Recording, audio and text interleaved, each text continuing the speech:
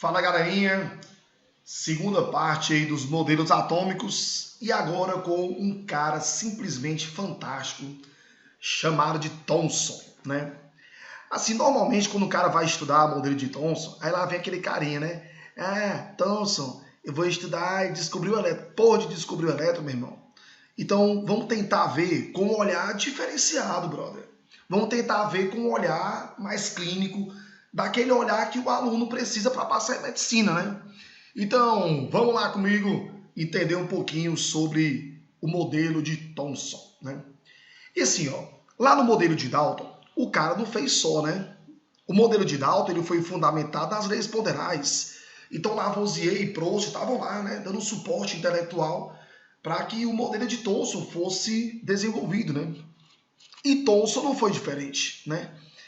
Então, se as leis ponderais Lavoisier e Proust fundamentaram Dalton, e aqui ao falar de Thomson, vale a pena salientar um cara chamado de William Crookes. E o William Crookes foi um cara genial, tá? Por quê? Ele desenvolveu uma lâmpada e a partir do estudo dessa lâmpada é que veio posteriormente a descoberta dos raios catódicos, que deram origem aos elétrons, tá? Mas assim, ó, primeira coisa, vamos entender o experimento. Depois que você estudar comigo o experimento, você vai tirar conclusões, tá bom? Então é o seguinte, ó, vamos lá comigo visualizar aqui alguns pontos que são essenciais, tá? Então, o primeiro ponto, ó, ele construiu uma ampola, e essa ampola feita de vidro, tá? Tranquilo. Dentro dessa ampola, inicialmente ele colocou um gás, tá? E aí, Thiago, por que a presença do gás é importante? Imagine, por exemplo, se você tira todo o gás do interior da ampola. Você não tem nada de gás ali dentro. A diferença de pressão ia ser tão grande entre o meio externo e o interno que poderia implodir a lâmpada, né? Então, ele colocou um gás dentro dela, de boa, tá?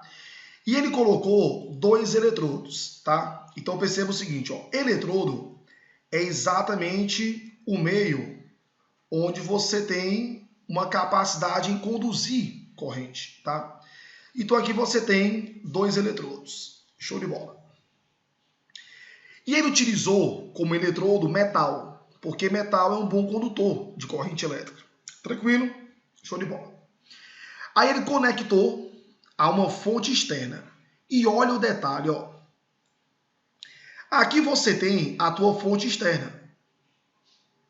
E, Thiago, como é que o Enem poderia representar isso para você, tá bom? Como tem aqui na figura. Então, perceba o seguinte, ó, que você tem um primeiro gerador, uma haste maior e uma menor, né? Conectada a um outro gerador, haste maior, menor. Mais a outro gerador 3, mais a outro gerador 4, mais a outro gerador 5, mais a outro gerador 6. Tu tem 6 geradores em série. Tiago, para que você coloca geradores em série? Para gerar uma maior voltagem. Por isso que no experimento de William Crookes, você tem aqui, ó, uma alta voltagem, tá? Ele utiliza uma fonte externa de alta voltagem. Como é que eu consigo ter alta voltagem? Colocando geradores em série, tá? Beleza? Tranquilo. Aí o cara pega e coloca aqui, ó, uma haste maior, beleza? Ó. E aqui uma haste menor. Quando eu tenho uma fonte externa, a haste maior se refere ao polo positivo, ó, tá aqui, ó, beleza? E esse eletrodo está conectado à haste menor, que é o polo negativo. Tranquilo? Beleza. Outro ponto que é importantíssimo. Quando eu tenho uma fonte externa, tá? O polo positivo, ele é chamado de ânodo. Isso quando eu tenho uma fonte externa. E o polo negativo, ele é chamado de cátodo. Beleza? Show de bola. Tiago, se você resgatar comigo, o que é que ocorre? No cátodo sempre vai ocorrer um processo de redução, que é o ganho de elétrons. E no ânodo sempre vai ter o processo de oxidação, que é a perda de elétrons. Então perceba comigo o seguinte, ó. os elétrons são puxados pelo positivo, ó. Então esse metal ele vai perder elétrons, ó. Esses elétrons vão vir pelo fio, tá? Vão chegar aqui, ó, ao polo negativo, beleza? E do polo negativo vão ser arremessados, ó, lá para o polo positivo. Então você vai ter um fluxo de elétrons, tá, ocorrendo exatamente por esse princípio. Você perde pelo positivo, lança no negativo, e aqui, ó, você vai estar arrancando os elétrons do negativo na direção de quem? Do positivo. Beleza aí? Tranquilo? Então você vai estar fechando aí esse circuito, tá bom? Tranquilo. Tiago, outro ponto que é interessante. Quando William Crookes monta o sistema, o que é que ele percebe? Ele percebe duas luminosidades. Ele percebe uma luminosidade mais central e ele percebe uma luminosidade mais geral. Ele, rapaz, eu estou tendo aqui dois efeitos luminosos. O que é que eu vou fazer para estudar um deles? Aí o William Crookes tem a ideia de conectar uma bomba a vácuo. Então essa bomba a vácuo, ela retira parte do gás do interior da ampola. Quando ele fez isso, ele percebeu a luminosidade central. Ele, opa, agora eu consigo estudar melhor essa luminosidade. Então ele reduziu a pressão no interior da ampola. Quando ele faz isso, ele retira uma grande quantidade de moléculas, tá? E aí, Tiago, ele consegue estudar essa luminosidade central de uma forma um pouco mais coerente. Então, assim, ó, o primeiro ponto que é importante para você fazer uma boa prova, tá? Você conhecer o motivo de cada coisa. Você saber dos eletrodos, por que eles são feitos de metal, por que eles estão em série, quem é a placa positiva, quem é a placa negativa, de onde fluem os elétrons, como é que ocorre esse fluxo. Então, tudo isso é importante você ter esse conhecimento, tá? E eu queria te fazer duas perguntinhas com relação a esse experimento. Primeira pergunta, ó. Por que devemos utilizar uma alta tensão, tá? Então, mentalize comigo o seguinte, ó. Para você conseguir arrancar os elétrons do cátodo na direção do ânodo, então eu preciso ter uma alta tensão. Então, essa alta voltagem vai fornecer uma grande quantidade de energia para o metal. E aí, entende comigo o seguinte, ó. Quando o metal ele recebe muita energia, qual é a tendência? Você arrancar os elétrons desse metal, que é um processo de ionização. Beleza aí? Show de bola? Então, saber o motivo de você utilizar uma alta tensão é importante para a sua prova, para que você entenda o experimento. Então, vem aqui, ó, a alta tensão permite arrancar os elétrons dos átomos que formam o metal a uma alta velocidade, tá? Então, essa alta tensão arranca os elétrons dos átomos que formam o metal e como a energia é muito grande, você arranca a uma alta velocidade. E esse fluxo de elétrons, né, de partículas a uma alta velocidade, gera um efeito luminoso. Dominado aí? Tranquilo? Show. E a segunda perguntinha é o seguinte, ó, por que devemos utilizar uma bomba a vácuo? Aquilo que eu falei.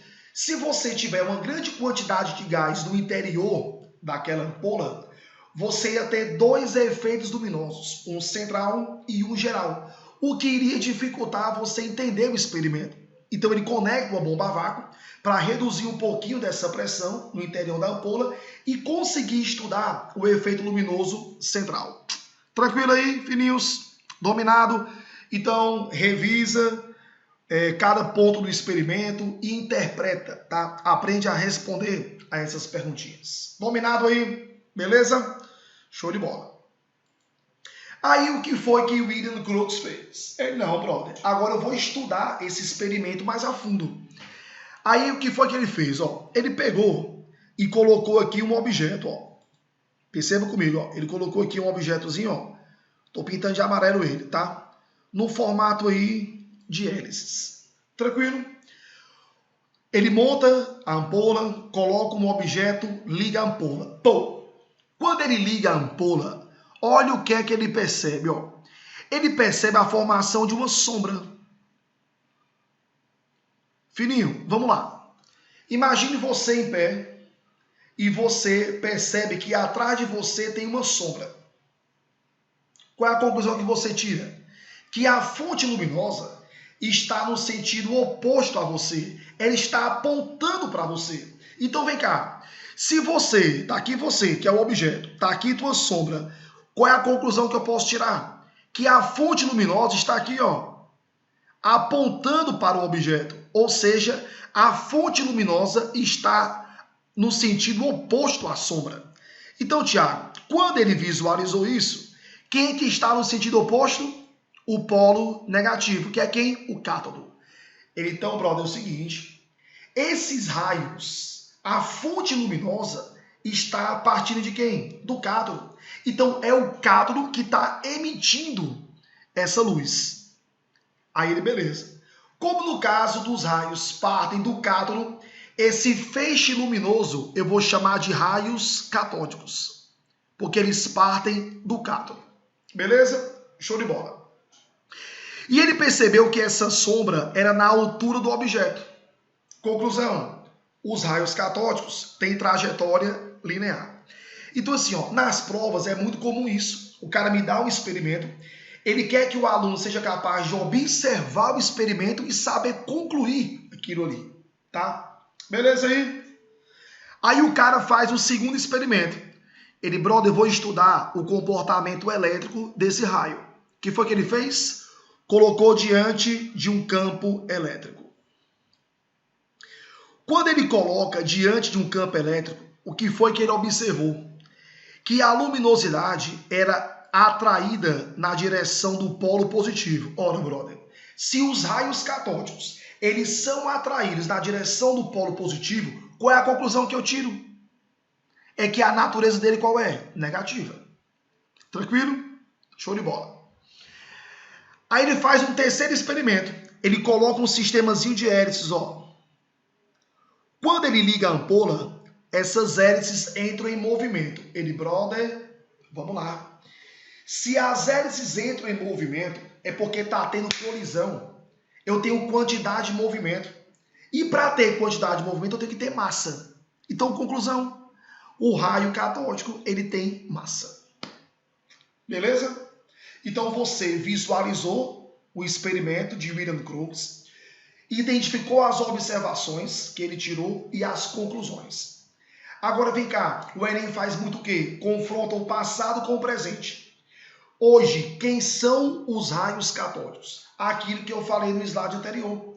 Quando você aplica uma alta tensão ao metal, você arranca elétrons desses átomos a uma alta velocidade. Então não esqueça disso. O que são os raios catódicos? São feixes de elétrons, tá? Oriundos da aplicação de uma alta energia aos átomos que compõem o metal. Beleza aí? Dominado? E aí, Thiago? Veio um segundo gênio, Eugen Goldstein. Aí o que é que esse cara faz, tá? Então, ó, os raios catódicos, eles deram origem posteriormente aos elétrons, né? E o experimento de Goldstein deu origem posteriormente aos prótons. Então, olha a sacada que esse cara teve.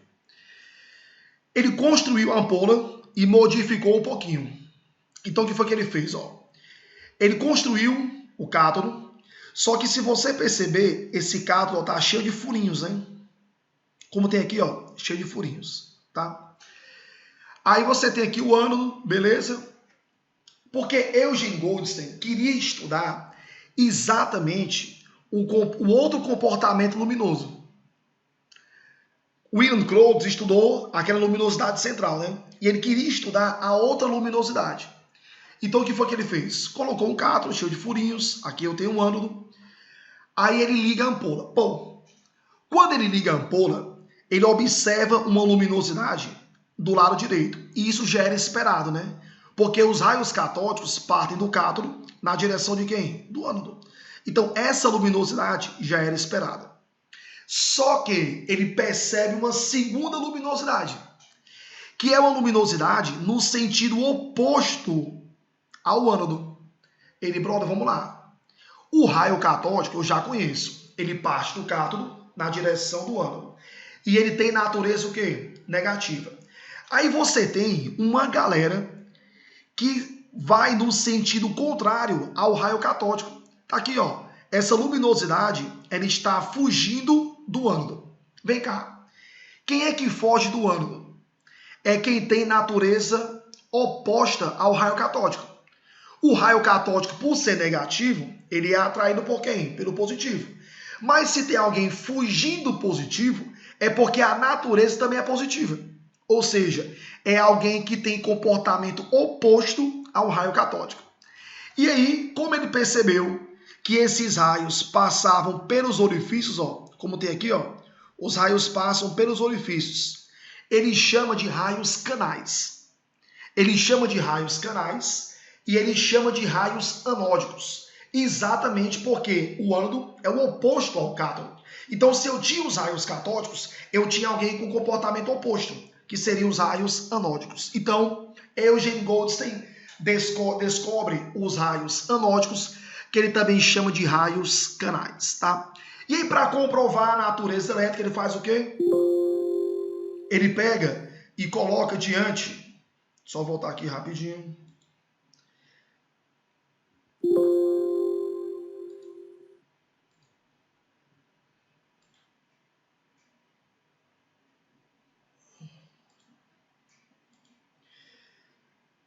E aí, para comprovar a natureza elétrica, ele faz o quê? Ele coloca diante de um campo elétrico.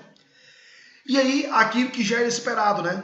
Os raios catódicos são atraídos pelo polo positivo, mas ele percebe que os raios canais eram atraídos pelo polo negativo do campo elétrico, comprovando que os raios canais tinham natureza o quê? Positiva, o que era oposto aos raios canais, ou aos raios catódicos. Então, esses raios canais ou raios anódicos tinham natureza positiva porque eles eram atraídos pelo polo negativo. Beleza aí? Lacrou comigo? Hoje, quem são os raios anódicos? Quem são os raios canais? Então, bora lá comigo, ó. Dentro aqui da ampola, olha para esse lado direito, tá? Dentro aqui da ampola eu tenho um gás. E eu vou colocar aqui o gás de hidrogênio, beleza? Quando eu ligo a ampola, os raios catódicos, eles são arremessados a uma alta velocidade. Quando os raios catódicos, que são feixes de elétrons, colidem com o gás, que é o gás de hidrogênio, essa colisão vai arrancar elétrons do hidrogênio, como se fosse uma batida de carro. Então, os raios catódicos, eles saem em alta velocidade, eles entram em contato aqui, ó, com as moléculas de H2 e essa colisão arranca elétrons do hidrogênio, formando quem? O H+. E agora entende? O H+ formado aqui, ó, no lado direito, ele sofre uma repulsão ao positivo, que é o ânodo. Essa repulsão é tão grande que o H+ é arremessado para o outro lado a uma alta velocidade. E ele passa por esses canais, gerando um efeito luminoso. Então, partículas em alta velocidade geram um efeito luminoso. Os raios catódicos são feixes de elétrons a uma alta velocidade. E os raios canais, que são os raios anódicos, você tem partículas do gás na forma positiva, que é o plasma, né? Que é um gás ionizado. Eu tenho partículas positivas que sofreram uma repulsão do H+ a uma velocidade muito grande, tá? Beleza?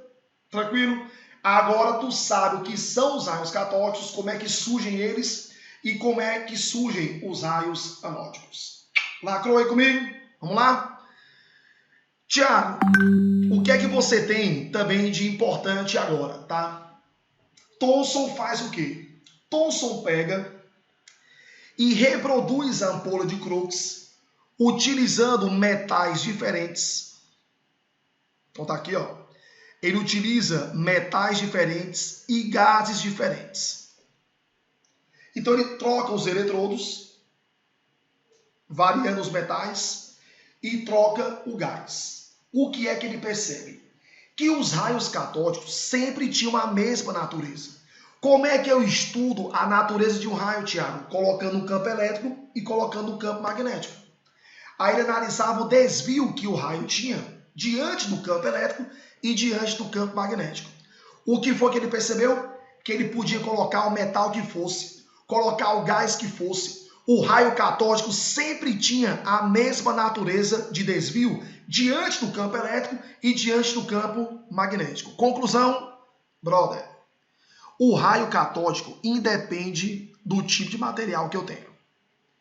Aí o que foi que ele foi desafiado na época, né? Na época, um cara chamado Arrhenius, chama ele. Arrhenius, vem cá. O Thomson, vem cá. Eu escutei aqui que você está desenvolvendo um novo modelo atômico. Procede isso aí? Aí Thomson, procede. Pois, cara, faça o seguinte. Me explica isso aqui, ó. Por que sal na água conduz corrente elétrica e açúcar não? Aí ele quer dizer que eu estou sendo desafiado a explicar a condutividade elétrica. Beleza. Ele, rapaz, no meu experimento, Arrhenius, eu percebi o seguinte, que independente do metal que eu utilize ou do gás que eu utilize, eu tenho os raios catódicos. E eles têm natureza negativa. Eu já provei isso aí. Então vem cá. Qualquer átomo, quando submetido a uma alta tensão, você é capaz de arrancar partículas negativas dele. Meu irmão, se eu estou tirando partícula negativa de alguém, é porque o átomo ele é divisível. O átomo ele é formado por cargas negativas. E a partir daí eu consigo explicar a condutividade elétrica. Porque como é que eu imagino que seja o átomo? O átomo, na minha concepção, ele é uma esfera positiva, como está aqui, ó, com incrustações negativas. Ele é uma massa homogênea, positiva, com incrustações negativas. Como se fosse um pudim de passas, ou um cupcake, né? Então, de forma seguinte, que você, quando aplica uma alta tensão, você arranca os elétrons da superfície. Então, o meu experimento eu consigo explicar a partir dessa ideia. Como um átomo sendo positivo, com incrustações o quê? Negativas. E quando eu aplico uma alta tensão, eu arranco os elétrons que estão na superfície do átomo. De maneira seguinte, todo átomo ele é neutro. Mas se eu arrancar elétrons dele, então aqui ó, eu coloquei 5 cargas negativas e aqui eu só tenho 4. Quando você arranca elétrons de um átomo, ele vai ficar positivo, que perdeu elétron. Da mesma forma que eu posso adicionar passas, eu posso adicionar elétrons. E se eu faço isso, eu vou ter alguém negativo, que é o ânion. Então é o seguinte, ó, no caso do açúcar, os átomos são neutros. Então, você não consegue fechar o circuito. Naturalmente, eu não vou conduzir corrente. Agora, se eu tenho água e sal e coloco 2 eletrodos, aí o que é que explica essa condutividade? Porque o sal forma íons. O sal forma o cátion e o ânion. O cátion migra para o polo negativo, o ânion migra para o polo positivo e você fecha o circuito. Aí, meu irmão, Thomson, ele consolida o seu modelo exatamente porque ele prova que o átomo é divisível como? Todo átomo, quando submetido a uma alta tensão, é capaz de emitir o quê? Partículas negativas, que são os raios catódicos. Ele fala que o átomo é divisível e ele lança o conceito de íons, tá? Fora isso, olha o que é que Thomson faz. Um gênio. Ele bora fazer o seguinte. Eu tenho um raio. Eu vou pegar o meu experimento e vou colocar um campo elétrico e vou colocar um campo magnético para ver o comportamento desse raio catódico. O que foi que Thomson fez? Ele pegou o raio catódico e submeteu a um campo elétrico, tá? E anotou o desvio que o campo provocava sobre o raio. E pegou o mesmo raio e submeteu a um campo magnético e estudou o desvio que o campo magnético fez no raio. Resumindo, quando ele divide um desvio pelo outro, ele pega o desvio do raio catódico diante de um campo elétrico e divide pelo desvio do raio catódico diante de um campo magnético, ele chega na relação carga-massa do elétron, tá? Então, lembrar, quando eu aplico um campo elétrico, eu estou estudando o quê? Carga. Quando eu aplico um campo magnético, o que eu estudo é a massa. Ao dividir um desvio pelo outro, eu tenho uma relação carga-massa do elétron. Beleza? Isso foi uma revolução. Porque o cara descobre que o átomo tem elétrons, o cara descobre a relação carga-massa do elétron. E continuando os estudos, olha o que é que ele fez.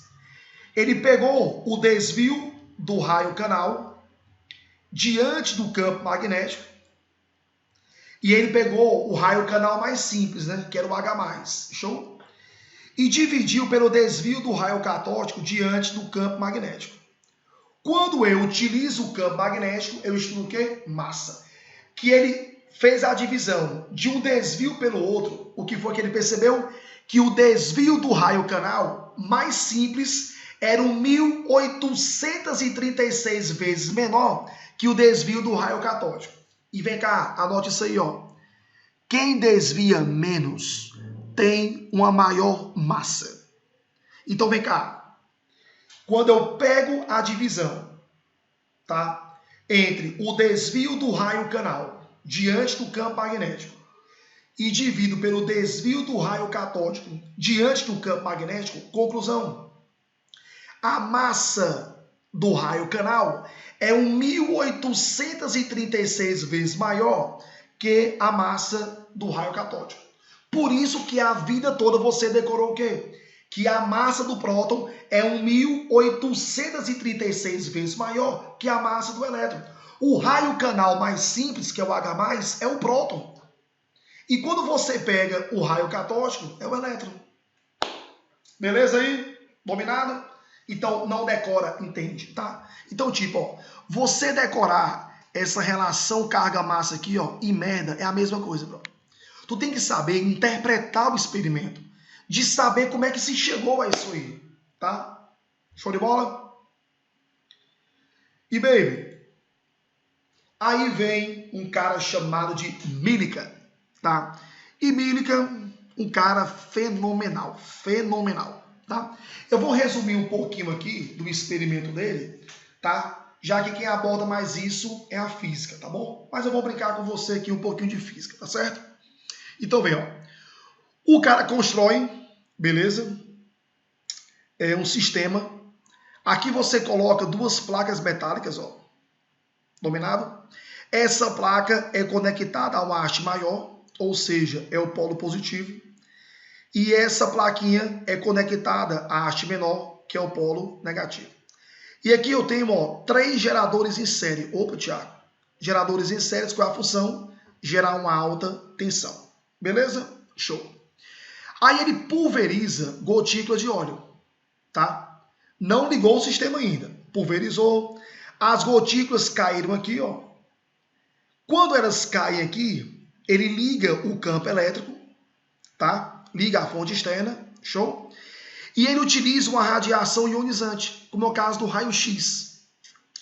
Quando ele faz isso, essa radiação ionizante vai transformar essas gotículas de óleo em partículas carregadas negativamente, tá?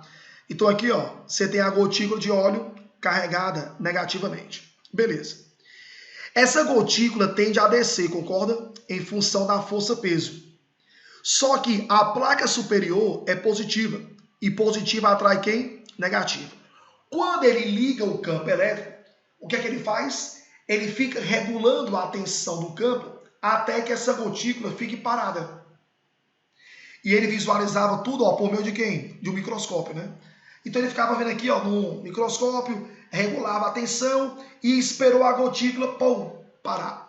Quando a gotícula para, ele faz o quê? Iguala as duas forças. A força-peso é igual à força elétrica, tá? Para ser mais profundo, Millikan utiliza ainda a questão da força de resistência, né? Que é exatamente em função da resistência que o ar oferece, né? Beleza? Então, mais para título de Enem, você trabalha, a força-peso e a força elétrica, tá? Por meio de tal igualdade e por meio da relação carga-massa do elétron, Millikan determina exatamente isso aqui, ó, a carga do elétron. Então, Millikan, um cara sensacional, tá? Então, assim, ó, quando você trabalha Thomson, é importante você interpretar os experimentos. Então, Thomson, ele consegue provar que o átomo ele era divisível, tá? Que o átomo poderia formar podia formar espécies positivas e espécies negativas, que eram os ânions, determina a relação carga-massa do elétron por meio do estudo de desvio, e ele consegue determinar a razão entre a massa do raio canal e a massa do raio catódico. Beleza? Dominado? Então o modelo de Thomson lacrou. Um beijo, que Deus abençoe a todos vocês.